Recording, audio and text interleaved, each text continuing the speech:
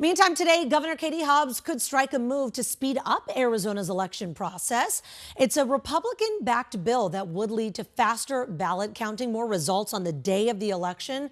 But Democrats are voicing concerns, they say, for Arizona voters. If you remember, you think back to the election, we're one of the last states that really submits everything. And it has been that way for decades. For a long time. And sounds like some people want to change it. 12 News journalist Jen Wall joins us live from the state capitol this morning to explain. So Jen, give us a little context and kind of what's going to happen today.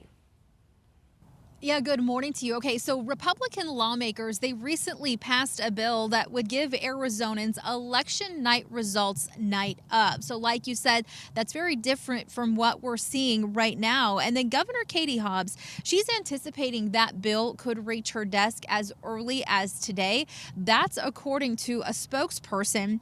And we are told that she's likely to veto that too. Democrats, they're raising red flags here with this latest issue. Governor Hobbs' spokesperson says it's highly likely a veto will come today. The Republican-backed bill offers voters a trade-off. It would move up the deadline to turn in an early ballot in person in exchange for faster results on election night. Maricopa County officials say the legislation would allow them to count 95% of all ballots by election night, and the bill also targeting the so-called late earlies that can really slow the ballot count and the race calls by news networks and election analysts. Now, among some of the problems for Democrats, they say the bill targets early voters in Maricopa and Pima counties, accounting for 75% of Arizona's vote.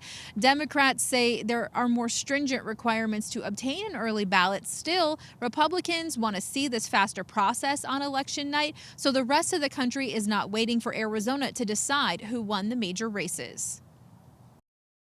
The entire nation was watching Arizona and laughing at us. I can support taking action that would make election results more happen faster, but we're not going to do that in a way that disenfranchises voters.